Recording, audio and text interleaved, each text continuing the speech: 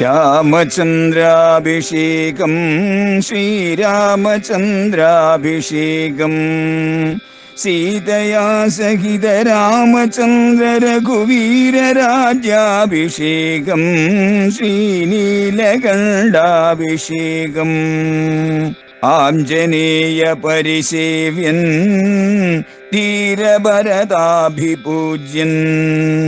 വീരലക്ഷ്മണ കുമാര ശത്രുഘ്ന സോദരാർച്ചിത പദാബ്ജൻ ശ്രീനീലകണ്ഠ ഹൃദയേശൻ രാമചന്ദ്രാഭിഷേകം ശ്രീരാമചന്ദ്രാഭിഷേകം ആലോകമപി രാമസ്യ ന പശ്യന്തി സ്മ ദുഃഖിതാഃ. ആ രാമന്റെ ഒരു നേരിയ ഛവി പോലും, ഒരു തിളക്കം പോലും, ഒരു മിന്നലാട്ടം പോലും അവർക്ക് കാണാൻ കഴിഞ്ഞില്ല, ഒരിടവും കാണാൻ കഴിഞ്ഞില്ല. അങ്ങനെ വന്നപ്പോഴേക്കും രാമൻ എങ്ങോട്ട് പോയി എന്ന് തിരിച്ചറിയാൻ കഴിയാതെ അവർ വളരെയേറെ ദുഃഖിതരായി തീർന്നു. അങ്ങനെ അവരുടെ ആ ആഗ്രഹമെല്ലാം തകർന്ന് അവർ പരസ്പരം ഇങ്ങനെ വിലപിക്കാൻ തുടങ്ങി, പരസ്പരം ഇങ്ങനെ പറയാനും തുടങ്ങി. ധികസ്തു ഖലു നിദ്രാം താം യയാ അപഹത ചേതസഃ നാദ്യ പശ്യാമഹേ രാമം പൃഥൂരസ്കം മഹാഭുജം. ഈ ഉറക്കത്തെ നിന്ദിക്കുന്നു. ഇന്നലെ രാത്രി നമ്മള് ഗാഠമായ സുഷുപ്തിയിൽ വീണുപോയി. ഉറക്കം സുഖകരമാണ്, പക്ഷേ ഇന്നലെ രാത്രിയത്തെ ഉറക്കം അത് ദുഃഖതമായി തീർന്നിരിക്കുന്നു. എന്തുകൊണ്ടെന്നാൽ ആ ഉറക്കം നമ്മുടെ ബോധത്തെ പരിപൂർണമായിട്ടും അപഹരിച്ചു കളഞ്ഞു. അതിന്റെ ഫലമായിട്ടൊന്ന് സംഭവിച്ചു എന്ന് വെച്ച് കഴിഞ്ഞാൽ രാമൻ നമ്മുടെ മുന്നിൽ നിന്ന് മറഞ്ഞു. വിശാലമായ മാറിടമുള്ള, കരുത്തുറ്റതായ ശരീരമുള്ള, നീണ്ട ബലിഷ്ഠമായ ബാഹുക്കളുള്ള, മനോഹരമായി പുഞ്ചിരി തൂകുന്ന ശ്രീരാമചന്ദ്രൻ ഇപ്പോൾ നമ്മുടെ കണ്ണുകൾക്ക് അപ്രാപ്യമായി കഴിഞ്ഞിരിക്കുന്നു. എങ്ങനെയാണ് ശ്രീരാമചന്ദ്രൻ നമ്മളെ ഇങ്ങനെ ഇവിടെ ഉപേക്ഷിച്ചിട്ട് കടന്നു കളഞ്ഞത് അവർക്ക് മനസ്സിലാകുന്നില്ല. യോന സദാ പാലയതി പിതാ പുത്രാനി വൗരസാൻ. ആരാണോ നമ്മെ എപ്പോഴും രക്ഷിക്കുന്നത്? ഏതു പ്രകാരത്തിലെന്ന് ചോദിച്ചു കഴിഞ്ഞാല് അച്ഛൻ എങ്ങനെയാണോ മക്കളെ രക്ഷിക്കുന്ന അതേ പ്രകാരത്തിൽ സ്വന്തം മക്കളെ എന്ന പോലെ വാത്സല്യത്തോടു കൂടിയിട്ട് ഇത്രയും കാലം ആരാണോ നമ്മെ രക്ഷിച്ചുകൊണ്ടിരുന്നത്? കഥം രഘൂണാം സശ്രേഷ്ഠഃ ത്യക്ത്വാനോ വിപിനംഗതഃ. രഘുവംശത്തിലെ ശ്രേഷ്ഠ പുരുഷനായിരിക്കുന്ന ആ ശ്രീരാമചന്ദ്രൻ, നമ്മെ ഇത്രയും കാലം രക്ഷിച്ച ശ്രീരാമചന്ദ്രൻ എങ്ങനെയാണ് നമ്മളെ പറ്റിച്ചിട്ട് ഇങ്ങനെ നമുക്ക് കാണാൻ പറ്റാത്ത രീതിയിൽ കാട്ടിനുള്ളിലേക്ക് മറഞ്ഞു കളഞ്ഞത്? അവര് പരസ്പരം ചോദിക്കുന്നു. ഇഹേ ഇവ നിധനം യാമ, ഇവിടെ തന്നെ ആത്മഹത്യ ചെയ്യാം. അവർ പരസ്പരം പറയാണ്, രാമനെ കൂടാതെ അയോധ്യയിലേക്ക് മടങ്ങിപ്പോവുക സാധ്യമല്ല. രാമനില്ലാത്ത അയോധ്യ അങ്ങേയറ്റം ദുഃഖപൂർണമാണ്. അതുകൊണ്ട് ഇനി അയോധ്യയിലേക്ക് പോകേണ്ട കാര്യമല്ല. രാമേണ ഹിതാനാംനോ കിമർത്ഥം ജീവിതം ഹിതം. രാമനെ കൂടാതെ കണ്ട്, രാമൻ ഇല്ലെന്ന് വന്നു കഴിഞ്ഞാല് നമുക്ക് ഈ ജീവിതം കൊണ്ട് എന്ത് പ്രയോജനം? ഈ ജീവിതത്തിൽ എന്ത് സൗഖ്യം? ഈ ജീവിതത്തിൽ എന്ത് ശ്രേയസ്? അതിനാൽ ഇനി രാമനെ കൂടാതെ അയോധ്യയിലേക്കില്ല, രാമനെ കൂടാതെ ജീവിക്കുന്നുമില്ല. ഇവിടെ ഉണങ്ങിയ വിറകുകൾ ധാരാളമുണ്ടല്ലോ. സന്ധി ശുഷ്കാണി കാഷ്ടാനി പ്രഭൂതാനി മഹന്തിച്ച. ഈ കാട്ടില് ഉണങ്ങിയ തടികൾ, വിറകുകൾ ധാരാളമായിട്ടുണ്ട്. വളരെ വലിയ വിറക് തടികൾ. തൈ പ്രജ്വാല്യ ചിതാം സർവേ. ആ വിറകുകളിൽ നമുക്ക് തീ പിടിപ്പിക്കാം, അങ്ങനെ ചിതയൊരുക്കാം. ആ ചിതയില് ചാടി ജീവൻ സന്ധിച്ചിക്കാം. രാമനെ കൂടാതെ ഈ ജീവിതം വേണ്ട. അവർ ഓരോരുത്തരും ഇങ്ങനെ അവരവരുടേതായിട്ടുള്ള ഹൃദ്ഗതമായ ഭാവങ്ങൾ പരസ്പരം പ്രകടിപ്പിച്ചു. അത്രയേറെ ദുഃഖമായിരുന്നു അവർക്ക്. എന്തുകൊണ്ടെന്നാൽ രാമൻ അവർക്ക് അത്രയും പ്രിയങ്കരനായിരുന്നു. രാമനെ യുവരാജാവായി കാണാനും തുടർന്ന് മഹാരാജാവായി കാണാനും അവർ എത്രമാത്രം ആഗ്രഹിച്ചു എന്നത് ഇവിടെ ഈ പ്രവൃത്തികളിൽ നിന്നും വാക്കുകളിൽ നിന്നും നമുക്ക് തിരിച്ചറിയാം. ഇവിടെയാണ് ഒരു ഭരണാധിപൻ വിജയിക്കുന്നത്. ജനങ്ങളുടെ എല്ലാം മനസ്സിനെ ഈ പ്രകാരത്തിൽ ആകർഷിച്ചു നിർത്തുക. അങ്ങനെ ജനങ്ങളുടെ മനസ്സെല്ലാം നേടിയെടുക്കണമെങ്കിൽ മഹാരാജാവ് അല്ലെങ്കിൽ യുവരാജാവ് അല്ലെങ്കിൽ രാജകുമാരൻ അവരോട് എത്ര സ്നേഹത്തോടു കൂടിയിട്ട് പെരുമാറിയിരിക്കണം എന്ന് നമുക്ക് മനസ്സിലാക്കാം. എല്ലാ ആളുകളുടെയും സുഖസൗകര്യങ്ങളെല്ലാം വളരെ കൃത്യമായിട്ട് മനസ്സിലാക്കി അന്വേഷിച്ചറിഞ്ഞ് ആരും ആവശ്യപ്പെടാതെ തന്നെ വേണ്ടുന്നതെല്ലാം ചെയ്തു കൊടുക്കുന്ന ഭരണാധിപനെ എല്ലാവരും പ്രാണനേക്കാളും ശ്രേഷ്ഠമായിട്ട് മഹനീയമായിട്ട് ആദരിക്കും. അങ്ങനെയുള്ള ഭരണാധിപന്മാരാണ് ഭാരതത്തിന്റെ ഭാഗ്യം. അവർ രാജർഷിമാരാണ്. ഭാരതത്തിൽ പണ്ടുണ്ടായിരുന്നത് രാജർഷിമാരാണ്. കിങ് എന്നുള്ളതായ പദത്തിന് ഈ ഒരു മാഹാത്മ്യമില്ല, ഈ ഒരു ഉദാത്തമായിട്ടുള്ള അർത്ഥമണ്ഡലമില്ല, ഈ ഒരു ശ്രേയസ്കരമായ അനുഭൂതി മണ്ഡലമില്ല. ഭാരതത്തിൽ കിങ് ഉണ്ടായിരുന്നില്ല. ഭാരതത്തില് രാജർഷിമാരാണ് ഉണ്ടായിരുന്നത്. ആ രാജർഷിമാര് നാട്ടുകാരുടെ ഹൃദയത്തെ സ്വന്തം പ്രവൃത്തികൾ കൊണ്ട് എങ്ങനെ ജയിച്ചു എന്ന് ഇവിടെ നിന്ന് നമുക്കറിയാം. അങ്ങനെ രാമനെ കൂടാതെ ദുഃഖിതമായ നഗരിയെ നമുക്ക് നേരിട്ട് കാണാനുള്ള ശേഷി പോരാ. അയോധ്യ ഭവിഷ്യതി നിരാനന്ദ. രാമനെ കൂടാതെ വരുമ്പോഴേക്കും അയോധ്യ ആനന്ദരഹിതമായി തീരും. ഇങ്ങനെ പറഞ്ഞ് കരഞ്ഞ് നിലവിളിച്ച് അവർ അവിടെയെല്ലാം അന്വേഷിച്ച് നടന്നു.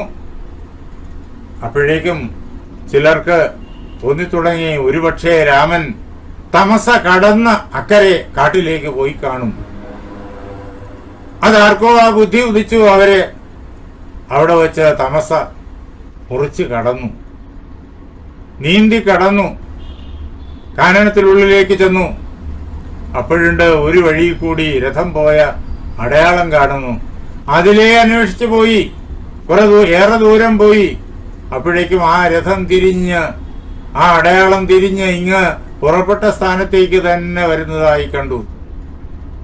തിരിച്ചെത്തിയത് ആ പുറപ്പെട്ട സ്ഥാനത്താണ്, തമസാതീരത്ത്. അപ്പോഴേക്കും വേറൊരു അടയാളം വേറൊരു ദിശയിലേക്ക് കണ്ടു, അങ്ങോട്ട് പോയി. ഇങ്ങനെ അങ്ങോട്ടും ഇങ്ങോട്ടും നടന്ന് രാമൻ എവിടേക്കാണ് പോയത് എന്ന് തിരിച്ചറിയാൻ കഴിയാതെ രാത്രി ആകുന്നിടത്തോളം അവർ അവിടെ മുഴുവൻ അന്വേഷിച്ച് നിവൃത്തിയില്ലാതെ ഇനി എന്ത് ചെയ്യും? അവർക്ക് പിന്നെ മടങ്ങാതെ തരമില്ല, മടങ്ങാൻ മനസ്സ് അനുവദിക്കുന്നുമില്ല. അങ്ങനെ അങ്ങേയറ്റം ദുഃഖത്തോടു കൂടിയിട്ട് അവർ മൃതശരീരങ്ങളെപ്പോലെ അത്ര കണ്ട് നിശ്ചേതനങ്ങളായിട്ട് അവർ നടന്ന് നടന്ന് അയോധ്യയിലേക്ക് എത്തിച്ചേർന്നു. അവ കാണുന്ന അയോധ്യയോ ചന്ദ്രഹീനം ഇവ ആകാശം. രാമനെ കൂടാതെയുള്ള അയോധ്യയെ അവർ നേരിട്ട് കാണുകയാണ്. അതുവരെ രാമനോടുകൂടിയ അയോധ്യയാണ് അവർ കണ്ടിരുന്നത്, ആനന്ദപൂർണമായ സുന്ദരമായ അയോധ്യ. ഇപ്പോഴിതാ രാമനില്ലാതുള്ളതായ അയോധ്യ. ആ അയോധ്യ അവർ കാണുന്നത് ഏത് പ്രകാരത്തിൽ? ചന്ദ്രനില്ലാത്ത ആകാശം പോലെ. ആകാശത്തിന്റെ തേജസ്, അതിന്റെ പ്രകാശം, അതിന്റെ സൗന്ദര്യം പൂർണ്ണ ചന്ദ്രനില്. ചന്ദ്രൻ കലാമാത്ര ശേഷനായാൽ പോലും ആ ചന്ദ്രനിലാണ് ഇരിക്കുന്നത്. ചന്ദ്രനില്ലാത്ത ആകാശം എത്ര കണ്ട് നിരാനന്ദമായിരിക്കുമോ? അതേ പ്രകാരത്തിൽ ആനന്ദരഹിതമായിരുന്നു അയോധ്യ. പിന്നെയോ തോയഹീനം യുവാർണവം, വെള്ളമില്ലാത്തതായ കടലിനെ പോലെ. കടലിലെ പൂർണ്ണമായ ജലദൗർലഭ്യം വന്നാൽ, വെള്ളം മുഴുവൻ വറ്റിപ്പോയാൽ, ഒരു നെല്ല് പോലും അവശേഷിക്കാതെ വറ്റിപ്പോയാൽ എന്തായിരിക്കും കടലിന്റെ അവസ്ഥ? പിന്നെ അതിനെ കടലെന്ന് വിളിക്കാനാവില്ല. ഒരു വലിയ പരപ്പേറിയ അഗാധമായൊരു കുഴി മാത്രമായിരിക്കും. പണ്ട് അഗസ്ത്യ മഹർഷി തന്റെ കരങ്ങളില് കടലിനെ കോരിയെടുത്ത് കുടിച്ചു വറ്റിച്ചു. ആ കഥ നമ്മൾ ഇതിഹാസത്തിൽ കാണുന്നുണ്ട്. ഈ രാമായണത്തിനകത്തും അതിന്റെ പരാമർശമുണ്ട്. അങ്ങനെ അഗസ്ത്യ മഹർഷി കുടിച്ചു വറ്റിച്ച കടല് പോലെ. പിന്നെ അതിനെ വളർത്തിയത് ഭഗീരഥനാണ്, സഗരന്റെ കൊച്ചുമകനായ ഭഗീരഥൻ. ഈ സൂര്യവംശത്തിലെ രാജകുമാരനും പിന്നീട് രാജാവുമായ ഭഗീരഥൻ. അദ്ദേഹം ഗംഗയെ ഭൂമിയിലൂടെ ആനയിച്ച് ഈ ഉണങ്ങി വരണ്ടു കിടക്കുന്നതായ ആ വലിയ ഗർത്തത്തിലേക്ക് കൊണ്ടെത്തിച്ചു. എന്തിനാ? പാതാളത്തിലേക്ക് ഗംഗയെ ആനയിക്കുന്നതിന് വേണ്ടി. അങ്ങനെയാണ് കടല് വെള്ളം കൊണ്ട് നിറഞ്ഞത്. അങ്ങനെ ജലം നിറഞ്ഞ കടലേ നമ്മൾ കണ്ടിട്ടുള്ളൂ. വെള്ളമില്ലാത്ത കടല് പോലെ ആയിത്തീർന്നിരിക്കുന്നു. അങ്ങേയറ്റം അമംഗളമായി തീർന്നിരിക്കുന്നു അയോധ്യ. പിന്നെയോ അപശ്യൻ ഹിതാനന്ദം നഗരം തേ വിജേതസഹ. ചൈതന്യമെല്ലാം നഷ്ടപ്പെട്ട, ബോധം പോലും നഷ്ടപ്പെട്ട, അങ്ങനെ മനസ്സാന്നിധ്യം നഷ്ടപ്പെട്ട, അങ്ങനെ മോഹത്തിൽ പെട്ടുപോയ ആ ആളുകൾ, ദുഃഖിതരായ ആ ആളുകൾ ആനന്ദം ഇല്ലാത്തതായ ആ അയോധ്യയെ നേരിട്ട് കണ്ടു. ശ്രീരാമചന്ദ്രൻ കാനനത്തിനുള്ളിലേക്ക് രാത്രിയില് ഈ നാട്ടുകാരെ എല്ലാം പറ്റിച്ച് കടന്നുപോയി, തമസാ നദിയും കടന്ന് എന്ന് അയോധ്യാനിവാസികൾ അറിയാണ്. ഇത് കേട്ട് ആ അയോധ്യയിൽ ഉണ്ടായിരുന്ന സ്ത്രീകൾ എല്ലാവരും ഉറക്കെ നിലവിളിക്കാൻ തുടങ്ങി. അവരുടെ ആർത്തനാദം കൊണ്ട് ആ അന്തരീക്ഷം മുഴുവൻ മുഖരിതമായി. ആ അവസരത്തിൽ അവരെ സമാധാനിപ്പിക്കാൻ ശേഷിയുള്ളവരായിട്ട് ആരും തന്നെ അവിടെ ഉണ്ടായിരുന്നില്ല. കാരണം എല്ലാവരും അത്യന്തം ദുഃഖിതരാണ്. ഇങ്ങനെ രാമൻ കാനനത്തിനുള്ളിലേക്ക് പ്രവേശിച്ചു. രാമൻ തമസയ്ക്കപ്പുറം കാട്ടിനുള്ളിലേക്ക് പ്രവേശിക്കുമ്പോഴേക്കും രാത്രി കഴിഞ്ഞിട്ടില്ല. സരസ്വതീയാമം അടുക്കുന്നത് മാത്രമേ ഉള്ളൂ. രാമോപി രാത്രിശേഷേണ തേനൈവ മഹദന്തരം ജഗാമ പുരുഷവ്യാഘ്ര പിതുരാജ്ഞാം അനുസ്മരൻ. ഇനിയും രാത്രി കുറേയേറെ ഉണ്ട്. രാമൻ തന്റെ അച്ഛന്റെ ആ ആജ്ഞയെ ഓർത്തുകൊണ്ട് പുരുഷശ്രേഷ്ഠനായ ആ രാമൻ രാത്രി ഇനിയും അവശേഷിച്ചിരിപ്പുണ്ട്. ആ സമയം കൊണ്ട് ആ കാട്ടിനുള്ളിലൂടി വളരെ വേഗത്തില് ബഹുദൂരം രാമൻ സഞ്ചരിച്ചു തേരില്. അങ്ങനെ അദ്ദേഹം ഏറെ ദൂരം സഞ്ചരിക്കുമ്പോ തഥൈവ ഗച്ഛതസ്തസ്യ, വളരെ വേഗത്തിൽ ആ തേരിൽ സഞ്ചരിക്കുന്ന അവസരത്തില് വ്യപായാതെ രജനീ ശിവ, രാത്രി, മംഗളമയമായിരിക്കുന്ന രാത്രി, എല്ലാവർക്കും സൗഖ്യത്തെ നൽകുന്നതായ രാത്രി, നല്ല സുഖകരമായ ഉറക്കം നൽകി. പകല് കഠിനാധ്വാനം ചെയ്തതുകൊണ്ട് ഉണ്ടാകുന്ന ക്ഷീണത്തെ എല്ലാം അകറ്റി എല്ലാവർക്കും ആശ്വാസം അരുളുന്നതായ, അതുകൊണ്ടാണ് ശിവ, മംഗളമയമായ ആ രാത്രി കഴിഞ്ഞു. ഇതാ പുലരാൻ തുടങ്ങാണ്.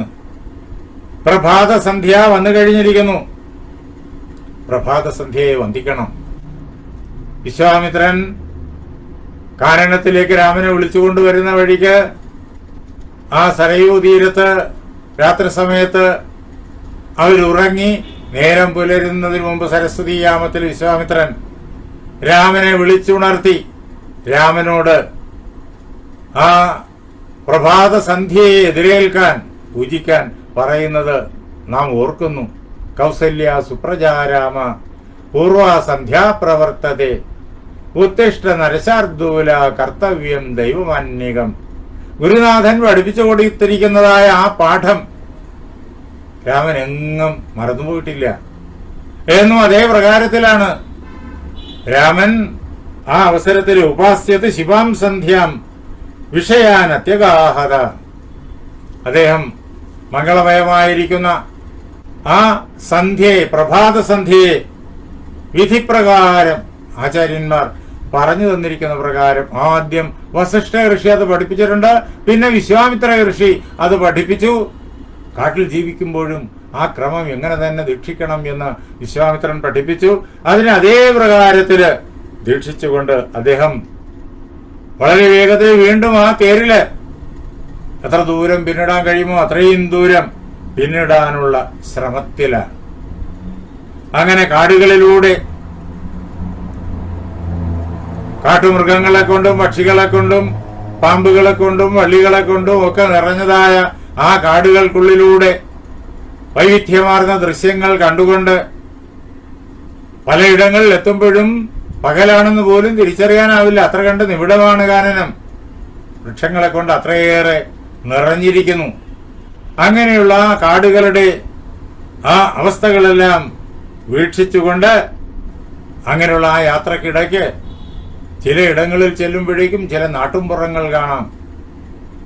ആ നാട്ടിൻപുറങ്ങളില് ആളുകള് പകലുള്ളതായ അവരവരുടെ ജോലികളിൽ വ്യാപൃതരായിരിക്കുന്നു. കൃഷിയും കന്നുകാലി മേയ്ക്കലും ഒക്കെയാണ് അന്നത്തെ ധനാഗമ മാർഗം.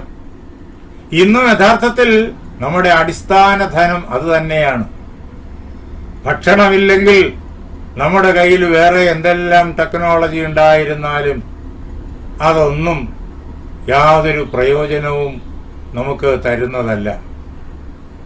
ഏറ്റവും അടിസ്ഥാനം ഭക്ഷണം ഉണ്ടാവുക എന്നുള്ളത് തന്നെയാണ്. അതില്ലെങ്കിൽ എല്ലാം പോയി. പീരങ്കികളും യുദ്ധവിമാനങ്ങളും എല്ലാം നിഷ്ഫലം, പ്രയോജനമില്ല. വിശക്കുന്ന മനുഷ്യന് ഇതൊക്കെ കൊണ്ട് എന്ത് പ്രയോജനം? വിശക്കുന്ന മനുഷ്യനോട് വേദാന്തം പോലും പറയരുത് എന്ന് ഋഷിമാര് നമ്മെ ഉപദേശിച്ചിട്ടുണ്ട്. അതുകൊണ്ട് മനുഷ്യന്റെ ഏറ്റവും അടിസ്ഥാന ധനം ശുദ്ധമായ ഭക്ഷണം, വെള്ളം, വായു ഇതൊക്കെ തന്നെയാണ്. അങ്ങനെ അന്നും ഇന്നും നമ്മുടെ അടിസ്ഥാന സമ്പത്ത് ഈ കൃഷിയും അതുമായി ബന്ധപ്പെട്ട കാര്യങ്ങളുമാണ്. അങ്ങനെ കാർഷിക വൃത്തിയിൽ ഏർപ്പെടുന്ന പശുക്കളെയും അതേപോലെ തന്നെ എരുമകളെയും ഉത്തരേന്ത്യയിൽ ചെന്ന് കഴിഞ്ഞാൽ നമുക്ക് കാണാം. പശുക്കൾ പോലെ തന്നെ എരുമകളെയും വളർത്തുന്നു. പാലിൽ നിന്നുള്ളതായ ഉൽപ്പന്നങ്ങൾ ഇവയെല്ലാം ലഭ്യമാക്കുന്നതിന് ഈ ജീവികൾ അങ്ങേയറ്റം ആവശ്യമാണ് എന്ന് മാത്രമല്ല, കൃഷിക്ക് വേണ്ടുന്നതായ വളം ലഭിക്കുന്നതും അവരിൽ നിന്ന് തന്നെ, മരുന്ന് ലഭിക്കുന്നതും അവരിൽ നിന്ന് തന്നെ. പഞ്ചഗവ്യം പൂജയ്ക്ക് വേണ്ടിയിട്ടുള്ള പ്രധാനപ്പെട്ടതായ ഹവ്യമാണ്. അതേപോലെ തന്നെ മരുന്നാണ്. നമുക്കതെല്ലാം അറിയാം. ചെടികൾ വളരണമെങ്കിൽ, അതേപോലെ തന്നെ വയലുകൾ നല്ലവണ്ണം ഫലിക്കണമെങ്കിൽ വേണ്ടുന്നത്, ഏറ്റവും വേണ്ടുന്നത് ചാണകം എന്നുള്ളതായ ആ പശുവിൽ നിന്നും എരുമയിൽ നിന്നും ഒക്കെ ലഭിക്കുന്ന ഉൽപ്പന്നമാണ്. അങ്ങനെ നമ്മുടെ ജീവിതവുമായിട്ട് നേരിട്ട് ബന്ധപ്പെട്ടിരിക്കുന്നു. മരുന്ന് പോലും അതിൽ നിന്നിട്ടാണ് നമുക്ക് ലഭിക്കുന്നത്, പശുവിൽ നിന്നിട്ടാണ് നമുക്ക് ലഭിക്കുന്നത്. ആ കാഴ്ചകളെല്ലാം കണ്ടും ആ ആളുകളുടെ സംഭാഷണം കേട്ടും അവര് ആ ജോലികളിൽ ഏർപ്പെട്ടിരിക്കുമ്പോഴേക്കും പാടുന്ന മധുരമായ ഗാനങ്ങൾ കേട്ടും, പക്ഷെ അത് കേട്ടു നിൽക്കാൻ, കണ്ടു നിൽക്കാൻ സമയമില്ല. വളരെ വേഗത്തില് ഈ ഗ്രാമങ്ങളെ എല്ലാം കടന്നു പോകണം. അടുത്ത കാടുകളിൽ കൂടി വളരെ വേഗത്തില് അങ്ങ് കോസലത്തിന്റെ അപ്പുറം എത്താനുള്ള യാത്രയിലാണ് രാമൻ. ആ യാത്രയില് തതോ വേദശ്രുതിം നാമ ശിവവാരി വഹാം നദീം ഉത്തേര്യ അഭിമുഖപ്രായാത് അഗസ്ത്യ അധ്യുഷിതാം ദിശം